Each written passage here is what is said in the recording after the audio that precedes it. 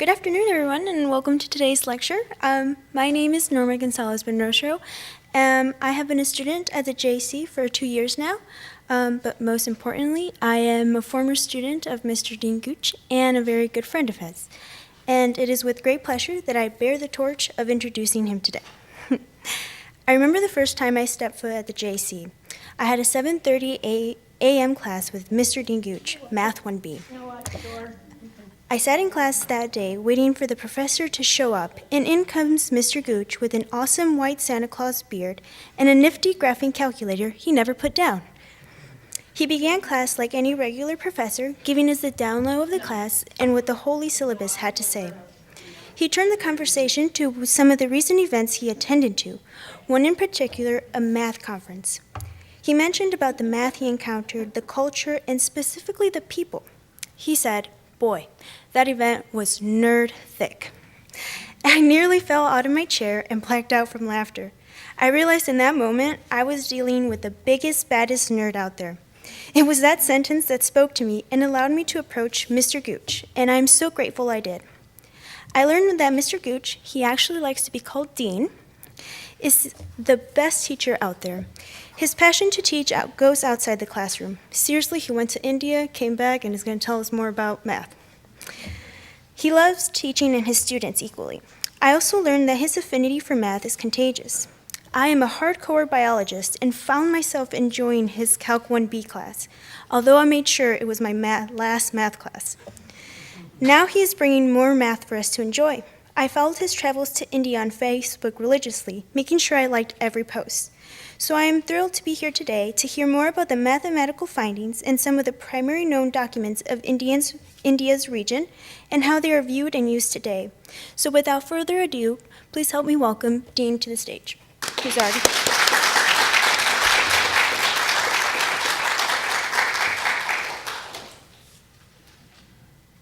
Thank you. Just a second.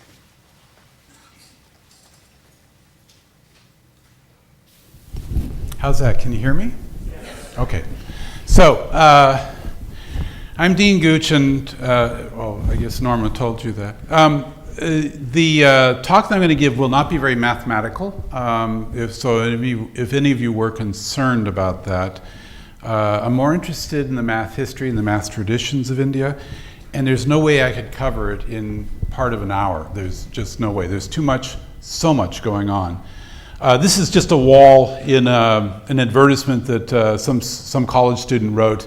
This is in Gandhinagar, which is a city named for Gandhi. It's a new city in Gujarat state, and it's north of Ahmedabad, which is the largest city in Gujarat state. Anyway, here's my title. It's a lot. Let's move on.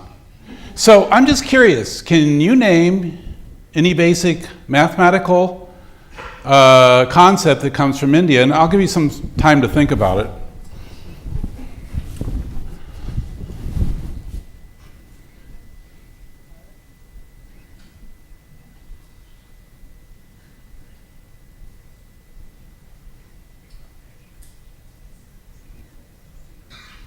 Anybody have any ideas? I gave you a huge hint. These things, they come from India. Indirectly, they came to the world from India. India was the earliest place that we know of using a decimal-based system that included a zero. And these digits are derived through Arabic language from the original symbols that were used by some scholar in India. Let me see. This one in particular is very important. It can represent nothing, as in the enumeration of no people in a room, or it can actually be used as a placeholder. It serves two purposes that are very important. Placeholders and numbers. The first time that we had a zero placeholder in numbers that we know of probably happened in India. Even in ancient Mesopotamia, we don't know of it happening. The Mayan culture actually had a placeholder for their zeros. But it's an innovation which was not used very much in very many places. This is Well, Gwalior Fort, it's the place that for years and years they said this is your earliest place where a zero was found. I went to Gwalior to see the fort. By the way, all that blue is not painted. It's lapis lazuli. It really is the stone. There's the back portion of that same, this is the palace in the fort compound. It's no longer occupied. It's a state monument now. This is looking down on the city of Gwalior from one of the windows. This is the path that you walk up. This is actually on a kind of a mesa in India, and you walk up to the top of the mesa, and that's where you find the fort. But about halfway up to the top, you see these signs here that indicate the oldest existing zero in the Gwalior region. They had to kind of back off of the oldest existing zero in the world because they found others, as probably you could guess they would. Here's the placard that talks about it, at least the one in English. The other one is in, I think, Hindi, though that's not the language that's spoken in this area.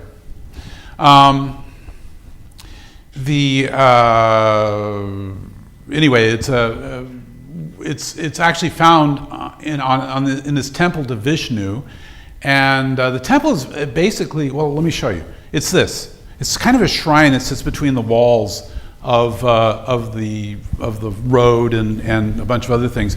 This is it right here. It has wonderful elaborate carvings, and this goes back to 826 CE, if you like.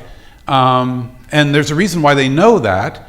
So I walked up to the front and I looked in and I thought, oh, I don't see the number. I don't see the walls in there very well at all because it's dark. And I actually went upstairs, well, up to the top. There's a museum up there, and I found some archaeologists who could tell me where I could find the actual number itself, because I wanted to find the number itself. That's why I came a lot of distance to see that number itself, and it turns out that they tell me, oh, it's on the inside. You'll see it, it's on the wall, on the left wall, on the inside of the shrine. And I thought, oh no.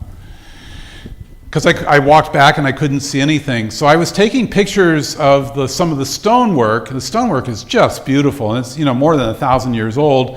And then someone's yelling at me, and I look over, and there's a man with a bunch of brooms, and he's yelling at me because I'm standing on a sacred site in my shoes.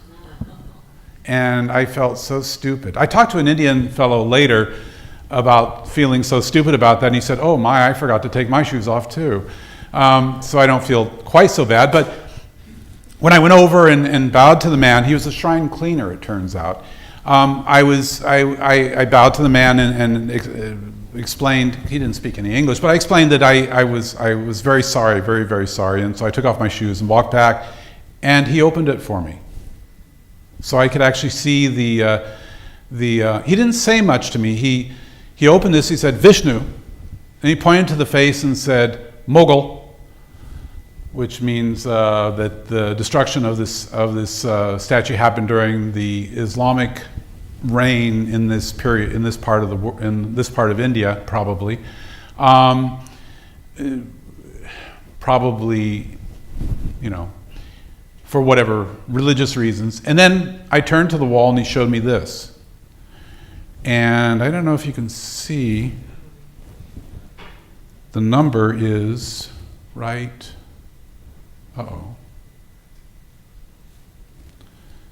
there it is. Okay, the number is right here. This is actually a date. I'm not sure what system they're using, but it's the date 270. And it coincides with the date 876 CE. It must be some sort of date that refers to some religious event, maybe the founding of Kurukshetra or something, probably in the Hindu religion. I'm not sure. But that's when this was built. So there are earlier zeros. This one's actually not in India. Next one I'm going to show you. This is actually in Cambodia. This is the zero right here, just this dot pounded into the stone. This is the famous K127 from Cambodia. There's the number. And notice the date that this indicates is much earlier. So this date probably has to do with a Buddhist date, which would make sense since it is Cambodia. And Buddha predated Christ. And so, and this number is 605, though I don't really recognize those digits very well. This is found in a book called Finding Zero by Amer D. Axel, which I highly suggest that if you get a chance, read it. It's a nice book about history and about mathematics, but not that much about mathematics, more about the history. And yet an earlier zero, and this is from the Bakhshali manuscript. This is writings on birch bark that were found by a farmer in the Indus Valley, which is now Pakistan. These were in a box in a field someplace, and they're now at Oxford, I believe, the Oxford Library in England. Recently carbon dated to, about 300 CE. So a very early zero. But notice the last two zeros are really dots. They're not the oval zero that we expect to see. The Indian derived number system has become the standard throughout the world. I mean, you go to Japan and it's what's used, or whatever country you go to, pretty much it's the standard number system that they use,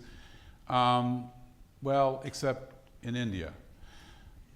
Here I'm standing waiting for a bus, and the bus numbers are indicated at the bottom there, and I'm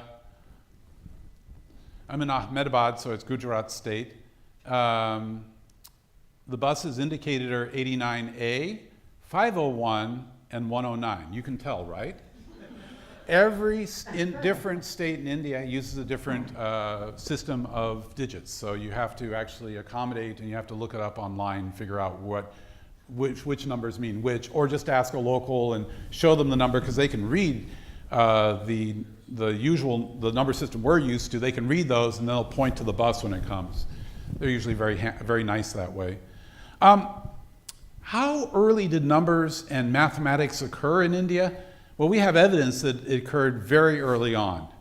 And this is a scale. Okay, let me just tell you, if you go to the marketplace in India and you buy fruit, they weigh it.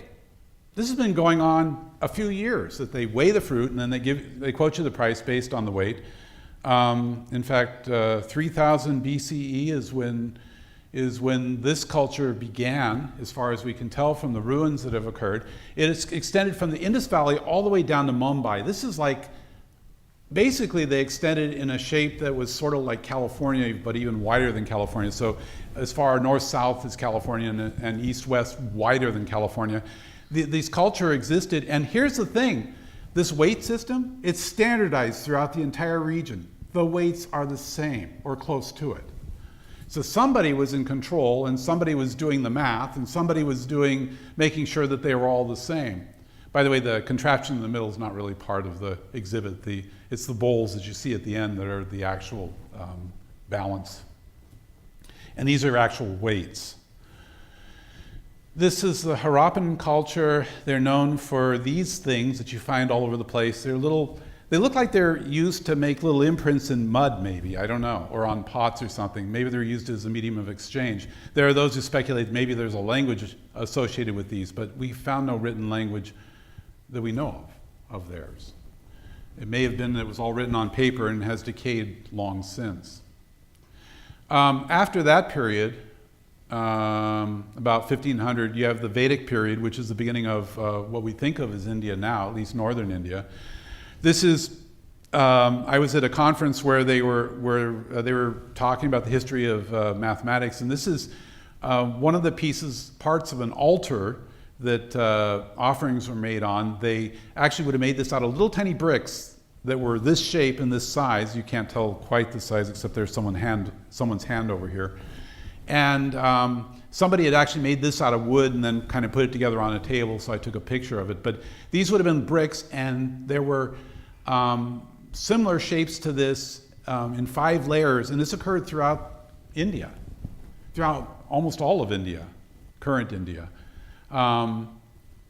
And the Vedic tradition began like about 1500 BCE, and then it went on to 500 BCE. And what happened in the meantime was you had the beginnings of the Jain religion and also the Buddhist religions, which also affected the Vedas and their belief systems and such, because there were other people to talk, basically get ideas from. Other ideas were brought in.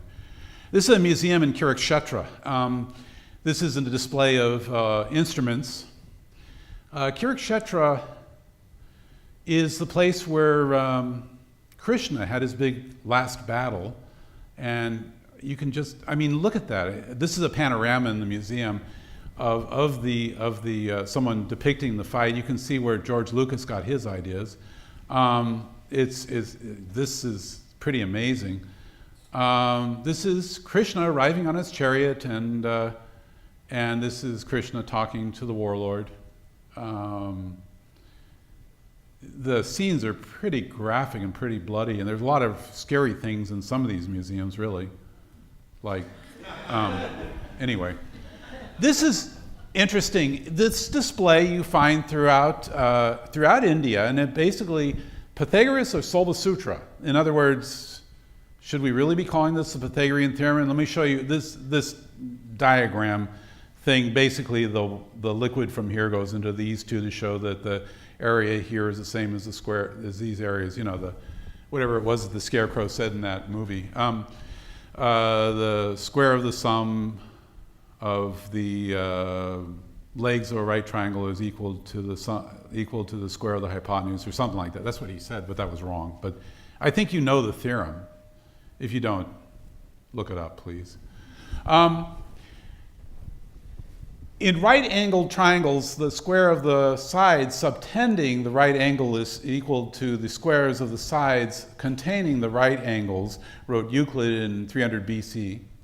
The theorem is attributed to Pythagoras, 6th century BC, by Greek writers of the first 4 centuries after Christ. But historians pointed out that the Greek literature of the first 5 centuries after Pythagoras contained no mention of the discovery by the great philosopher. Turn the disk to notice that the liquid of the largest square just fills the 2 smaller squares, thus providing what is called the Pythagorean or Solva Sutra theorem. There was, India's trying to educate its populace as best as possible. They're doing a huge job with respect to that. They actually have people who would never have attended school now attending school and actually visiting museums. There was a group of people who wanted to enter this museum. In fact, when I was there, just after I was about to leave, and I was kind of watching the event, and these people were people who, well, the others didn't think should really be allowed to enter the museum because of who they were. And one of the nomadic groups, and there's lots of nomadic groups in India. And finally they let them in, and in fact they looked like they made them pay a small fee, very small fee, and let them in. The guards watched them very carefully, and it turned out, sure enough, the kids were just there to learn, and they kind of relaxed. But these are the clashes that go on all the time in India. Oh, this is back in Ahmedabad. I'm standing next to the librarian. He is the head librarian at this particular documents library. There are documents libraries throughout India. And he's a very interesting person. He has several graduate students who work under him and read documents, and he himself is an expert in certain types of documents. Behind him is his passion. You can see the pictures of the stepwells, and those are pretty cool, and also the gates to the city. One of them's the Delhi Gate, and then there's the Gwalior Gate, and so on and so forth. The gates leading into the city or out of the city. This is a typical book in Sanskrit. It's about 1,000 years old. It's several pages layered up. They're between blotter paper, and then there's a linen piece of linen fabric wrapped around them, and then they're wrapped very lightly with a sash, and they're put on a shelf. This is where they're kept. Thousands of these are kept just in this one library, and there's, I assume, probably hundreds and hundreds of libraries throughout India. Way too much stuff for any person or persons to read who are scholarly knowledgeable enough to read this. This is in Sanskrit. This is also Sanskrit. This is some sort of tables. He gave me this picture. It's kind of sideways, but it's the tables. This is some sort of calendar. I'm not exactly sure what it was. He really wasn't able to describe it to me. This is actually has to do with the horoscope. There's 8 different signs in their horoscope, at least at that time. And as I think was the tradition in pre-Christian Europe, I believe they broke up the year into 8 pieces as well.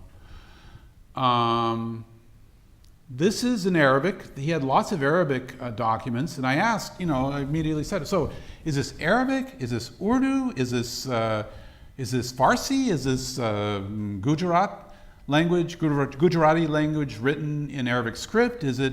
And he just sort of stopped me and said, it's all those things and much, much more. He said, these documents are amazingly complicated, and these are his specialty. He loves to try to decipher these documents. They have so much information in them. Now, I wanted to talk a little bit about the British coming to India, because that's a huge issue. This is Jallianwala Bagh, which is a memorial site. The souls of the people killed at this site are indicated in that piece of modern sculpture. I'll show you the depiction of the murder, but let me just say that this is the beginning of the end of the British Raj. This is in the Punjab. This is where most people were in favor of Great Britain bringing stability to India.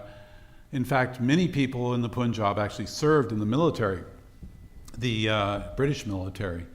But there was a protest going on, and in this spot, there was a massacre. And you can see the British troops here.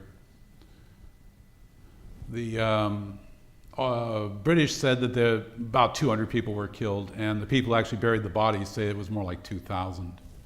Order of magnitude difference. This fellow who actually gave the command to shoot was eventually tracked down and killed in England. This was a shock to the British. They didn't think an Indian man would do this. They began to realize it was the beginning of the end. But I wanted to talk a little bit about the effect that the British had on their, these are bullet holes in the wall. This is actually now a beautiful park now. If you have a chance, it's near the Golden Temple. If you go to the Golden Temple, you should visit there. Now this is an interesting guy. This is Henry Thomas Colebrook. He taught himself Sanskrit, or with scholars learned Sanskrit. He had plenty of money to pay them because he was one of the sons of the head of the East Indian Trade Company. This guy had a lot of money.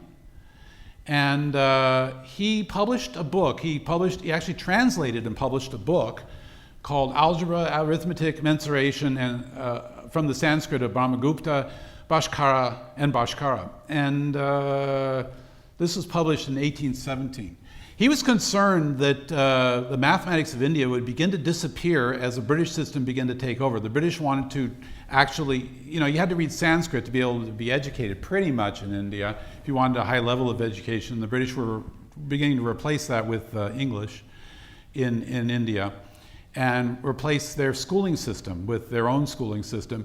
And he was concerned that these kinds of documents would disappear. By the way, Brahma Gupta was a 6th century mathematician who was very, very famous, but we don't have his direct writings, unless there's someplace in one of these documents libraries that we haven't discovered yet, when they might be. We mostly have commentaries on his work, and one of them is Bhaskara I, as he's referred to in India. And Bhaskara I was a 9th century mathematician who actually took Brahma Gupta's works and actually solved many of the problems and gave descriptions of the work. And then there's Bhaskara II, who's also quoted in this work. Bhaskara II was a 12th century mathematician, wrote around 1150, and he wrote 3 works that were considered to be the most important works in terms of the textbooks used in India. And they're still actually around today, to be honest. They didn't really quite go away, but he was concerned that they would. So he did this translation. It was published in London. I found this out only recently. This guy, John Taylor, was a head surgeon in the East Indian Trade Company. He also, he took the Lilavati, which was written by Bhaskara II, or Bhaskaracharya, which means the great teacher Bhaskara. And Lilavati is the lowest level, the most elementary of the books. Of course, it goes into algebra a little bit and a bunch of other things that we consider maybe higher mathematics, but he has, he did a translation of this, concerned, of course, that this would all disappear with the British system replacing everything. This was published in Bombay, so I think maybe he was getting it published. He's also translated it. I think he got it published because he was concerned that the now English teaching schools needed to have a translation of the most important mathematics text in India. Here's a copy of it, a modern copy of it, translated by 3 scholars. They actually translate the original Sanskrit into English, and then they actually give explanations of how to work out the problems. And this is actually a page from a Lilavati in Sanskrit, but this is a page from a book, a previous translation. What's interesting is the way these problems are worded. These are very involved word problems, so they force you to think, which is probably the real reason why people learn mathematics. 1/5 of a swarm of bees flew towards a lotus flower, 1/3 towards a banana tree, a number equal to 3 times the difference between the 2 preceding figures, O my beauty with eyes of a gazelle, flew towards a kadaga tree, whose bitter bark provides a substitute for quinine. Finally, one other bee, undecided, flew hither, thither, equally attracted by the delicious perfume of the jasmine and the pandanus. Pandanus. Tell me, O charming one, how many bees were there? And this is filled with these accolades to the child who's being trained in mathematics. Very sweet. And then, of course, there's the algebra down below, which is not of interest. But not that interesting. It's a way to solve this problem. It's not the only way to solve the problem. This is at Sri Venkateswara University, where I attended a conference. This is a picture of Bhaskara II depicted as by a student there who did this painting.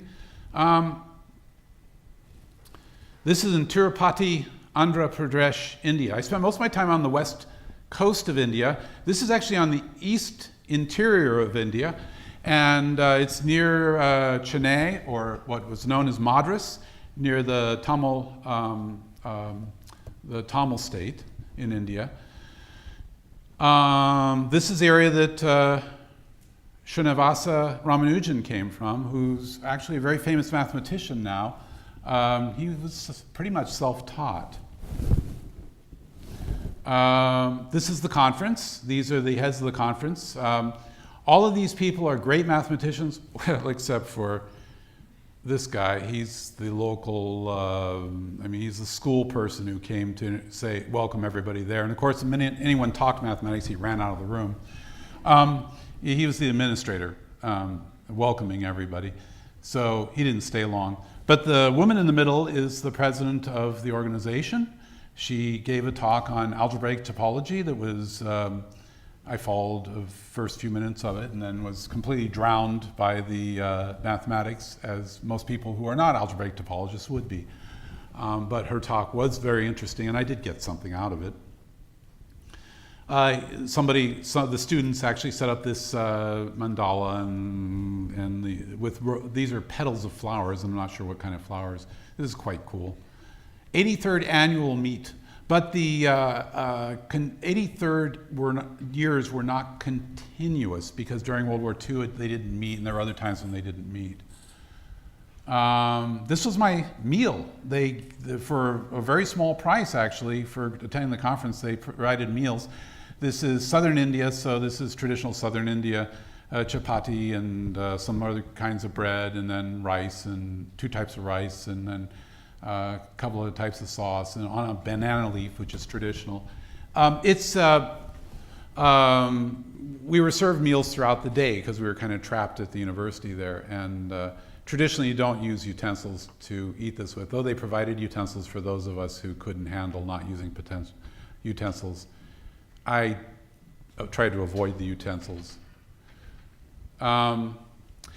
These young women wanted a picture with the foreigner. There were only 3 foreigners in the entire conference, and I was one of them, so they wanted a picture with the foreigner. These are graduate students in mathematics. They actually helped out with the conference. The woman on the left gave a talk that I actually heard. It was a very good talk. Everything is done in English because it's the only language that most knowledgeable Indians know. These days anyway.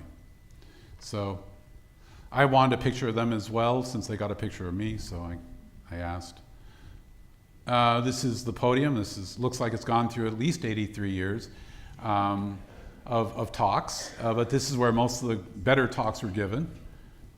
And next door, notice the barbed wire. All the universities have a lot of security because of the threat of terrorism. They're very concerned about that over there. In fact, there was one, I tried to get into IIT Bombay, and it took me like an hour just to fill out papers and stuff, just to go visit a professor. It was crazy. But they're very careful about things. By the way, off to the side down this alleyway is Sri Venkateswara Junior College, which actually looked like a junior college you'd see here in this country. It was kind of cool. There's some people lining up to buy some food from the stand right there. The second conference, well, actually, this is the conference before this conference. They're not in order. This is in Gandhinagar. It's a conference on Indian mathematics, the history of Indian mathematics. Most Indian mathematicians wonder why you'd want to study the history of Indian mathematics. After all, math, is what they say. It's kind of like what they say in most places of the world. But I find it fascinating. This panel is a group of people who are experts. All these people are very knowledgeable about Sanskrit and are constantly reading documents in the old languages.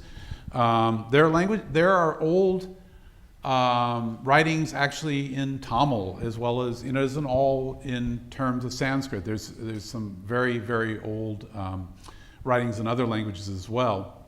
And that's part of the problem with unearthing all the old mathematics is just being able to have someone that can read the languages, who also be willing to read the languages. This woman is Kim Plofker. She's an American. She's worldwide leading Indianologist mathematician, pretty much. And this woman's actually from New Zealand and actually loves tables. She gave a talk on finding these ancient trigonometric tables, tables that predate anything that existed in Europe. And they were quite precise, which was pretty amazing. Here are someone threw up this slide about the zeros. This is the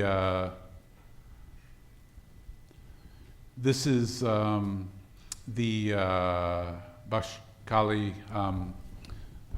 zero that you saw in that last one a while back. Notice the date's wrong here. This guy argued that they didn't know what they were doing when they were dating it, that based on what was written there, it couldn't be that, but there are all kinds of reasons why one would say that. These two are in Rajasthan. I did not know about them, otherwise I would have gone to visit them. And this is in Gwalior Fort, the one I showed you. They have the date off by 1, according to what I had. This is us going to dinner. It gets dark at 6 all year round because day length is about the same as the night length because we're close to the equator. This young woman actually gave 2 of the talks, and actually each talk was 2 talks because she's 16 years old. She gave a talk describing how to interpret an ancient text in Sanskrit. She gave the first part of the talk in Sanskrit, then repeated the talk in English, and she did that twice. She even made up some of her own Soba Sutras, which was kind of cool. She also is a marvelous singer of ancient Sanskrit songs, which is pretty cool to hear. She was singing on the bus as we were going back and forth to the conference from our hotel. Her parents are worried about her because she likes singing better than math, even though she's very good at both. 2 of us said, don't worry about her. I think she'll be fine. This is in Rajasthan. This is earlier. Notice the big picture of Ramanujan, and I'm not sure who that is. I think it's their college president and not the president. It doesn't look like Moti, but who knows? But I thought I gave a talk there. I gave one of my talks that I usually give in mathematics. They seem to be amused. This is the room I gave it in. It's kind of cool. Fan is always going because this is the desert. It's always warm there. These are some of the professors there. There is one woman professor at the University of Rajasthan, and she was kind of running in and out. This is the day before Diwali break, so everybody was really busy. It was really nice of them to allow me to talk. Okay, now I'm actually coming fairly close to the end of this. I need to end soon.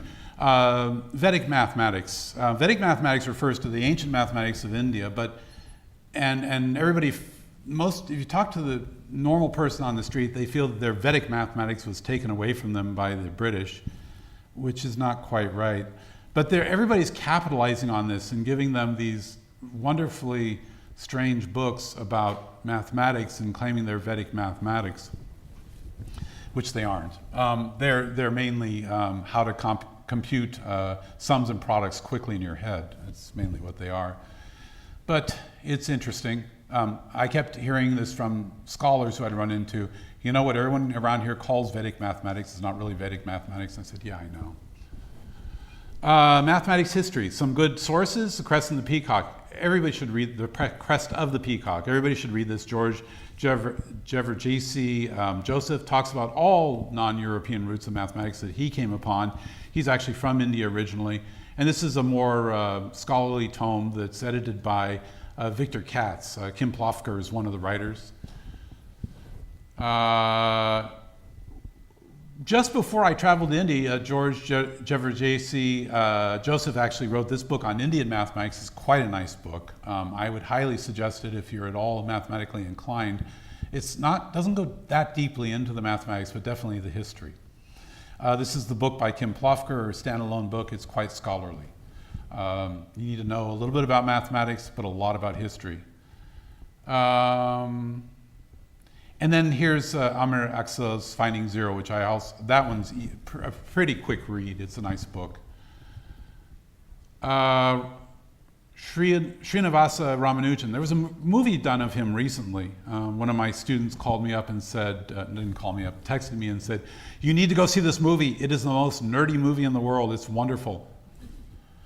It was pretty funny. And the movie is good. Ken Ono was one of the people who advised this, and Ken Ono's family was kind of saved by Ramanujan because his father was studying the works of Ramanujan in post-war Japan, and because of his father's good work, his father was actually taken to Princeton, where his father became a professor, and they were able, before that they weren't eating, basically. The family wasn't eating. Ken Ono had not been born yet, but eventually was born in the United States. Here's a book by Murdy and Murdy. This is a book I have on there's so many books now on the work of Ramanujan. He left behind so much stuff and didn't publish that much. In fact, here's a book of his letters and commentary with a picture of a postage stamp from India. Here's his notebooks, another notebook. Yet another notebook, and here I skipped 4. And then, of course, we have his lost notebooks. People buy, these cost $200 each or more, and people buy these. There's a cult of Ramanujan, actually.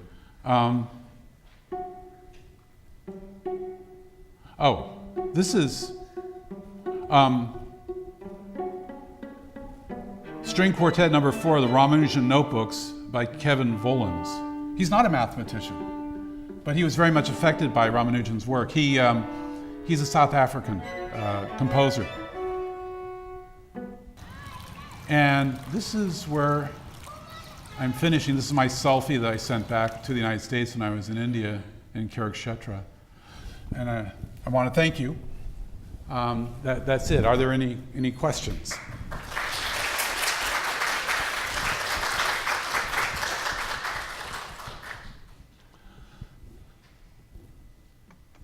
Yes. Of those books that you had on the screen, is there one that would be shorter, like under maybe 200 pages, that you would know off the top of your head? The first one, the Crest of the Peacock. It's a wonderful book. It's a general book about mathematics worldwide that's non-European based. And he's a little preachy in there about, not all mathematics came from Europe, and it gets, but it's kind of fun. I like his preachiness. What was the author again? His name is George Joseph, with a middle name that's Jezer or something like that. Joseph, look up Joseph. And that's still in print? Oh, yeah, absolutely. That was the most recent print. I have an older one in my office. Yes. Very surprised to hear about the origin of Arabic numerals. In India? Yeah. Yeah, in fact, early on in the Islamic period, it became a requirement that everybody learn Arabic, Indian numerals in the Islamic world, because it was a better way to do the math. The old Arabic system is very similar to the old Greek and Hebrew systems. They weren't very good ways of dealing with numbers, so they wanted everybody to learn the Indian system. And it wasn't until 100 years later that Al-Khwarizmi wrote a textbook on how to use these numbers that people actually started using them in the Arabic world. That book came to Europe, and that was the first time, and translated into Latin, that was the first time that people in Europe began to see this number system. That was in about 900, and it didn't catch on until 1500. And of course, even Fibonacci tried to promote the what people referred to as the Arabic numerals. But no, they started in India, or maybe someplace else, but not necessarily from the Arabic world. Yes? Why are the Arabic numerals not standard in India? Oh, they actually are. It's just that every region has their own way of writing things, and every region likes to be autonomous. They have their own culture, their own spirit, their own language, their own way of doing things, and they like to extend that. Now, if I were taking a mainstream bus on a mainstream route, the numbers would be written the numbers that we're used to. But if I'm in a back street of Mumbai, for example, I was literally sitting on the edge of a slum waiting for a bus, and because the taxis wouldn't take me to my hotel because it's too far away. And I showed the number to these old men, and they knew exactly what I needed. And then when the bus came, they pointed. By the way, the buses don't really stop. You just have to jump on as they slow down. It's a very interesting task. Sometimes you just have to yell. Yeah, but that's it's the tradition in each of these. They're very, they're very proud of their traditions, and so they like to hang on to the old traditions, the old ways of doing things. Even in Japan, a lot of numbers are still in the old Japanese script in a lot of places. If you go to places like that. Other questions? Okay, well, thank you so much. I think there's a class trying to get in here, so I appreciate it. Thank you.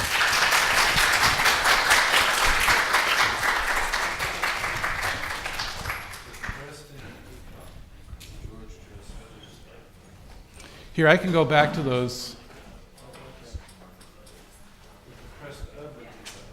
Crest of the Peacock. This is the one I would suggest. This is a good book. It's a long book, but it's really well written. He's an excellent writer. Thank you. Okay. Thank you.